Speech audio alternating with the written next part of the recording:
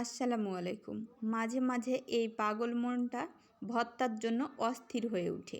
এজন্যই আজকে তৈরি করে ফেলেছিলাম 3 রকমের ভর্তা। আর খেয়ে মনে হচ্ছিল আমি অমৃত খাচ্ছি। প্রথমে আমি 2টা ডিম পানি দিয়ে সিদ্ধ করতে দিয়ে দিলাম। এরপর দিয়ে দিচ্ছি মুসুর ডাল, 3টা রসুন, লবণ, হলুদ আর পরিমাণ মতো পানি দিয়ে মুসুর ডালটা সিদ্ধ করে নিব। আর আজকে ঢেঁড়স ভর্তাও তৈরি করব, এজন্য ঢেঁড়সগুলো ভালো মতো পরিষ্কার করে নিয়ে এখন বোটাগুলো কেটে নিলাম। রাইস কুকারের উপর দিয়ে এগুলো সিদ্ধ করে নিব। এভাবে সিদ্ধ করে নিলে ঢেঁড়সে কোনো পানি থাকে না আর ভর্তাটাও খেতে বেশি ভালো লাগে। মুসুর ডালটা ভালো মতো সিদ্ধ হয়ে গেছে। আর ভর্তা তৈরির জন্য এখন শুকনা মরিচগুলো ভেজে নিব। যে কোনো ভর্তাতে যদি শুকনা মরিচ ইউজ করা যায় তাহলে এর টেস্টটা বহুগুণে বেড়ে যায়। এখন দিয়ে দিলাম পেঁয়াজ কুচি। পেঁয়াজটা হালকা ব্রাউন কালার করে ভেজে নিব।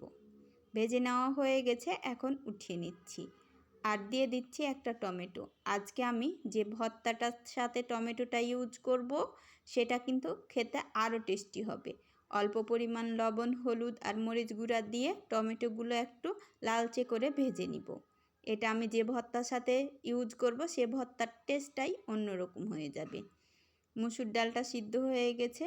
মরিচ, পেঁয়াজ, সরিষার তেল, লবণ নিয়ে নিয়েছি। এখন এগুলোকে ডলে নিব। ডলে নিয়ে একসাথে মেখে নিলেই তৈরি হয়ে গেল মুসুর ডালের ভর্তা। মুসুর ডালের ভর্তার সাথে যে আমি রসুনটা ইউজ করেছি, আপনারা একবার হলেও এই রসুনটা দিয়ে খেয়ে দেখবেন। এ ভর্তাটা কিন্তু বেশি টেস্টি হয়। ডিমগুলো ছিলে নিয়েছি।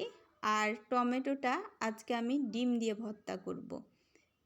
পেঁয়াজ, মরিচ আর লবণ, সরিষার তেল আর টমেটোটা খুব ভালো মতো মেখে নিলাম। এরপর ডিমগুলো ডলে ডলে একটু মেখে নিলেই তৈরি হয়ে গেল ডিম টমেটোর ভর্তা। এই টমেটোর দিয়ে ডিম ভর্তাটা সব থেকে টেস্টি হয়েছিল। আপনারা যদি না খেয়ে থাকেন কখনো তাহলে একবার টেস্ট করতে পারেন। ঢেঁড়সগুলো সিদ্ধ হয়ে গেছে। মরিচ, পেঁয়াজ, লবণ আর সরিষার তেল দিয়ে একটু ডলে নিলেই তৈরি হয়ে গেল ঢেঁড়স ভর্তা।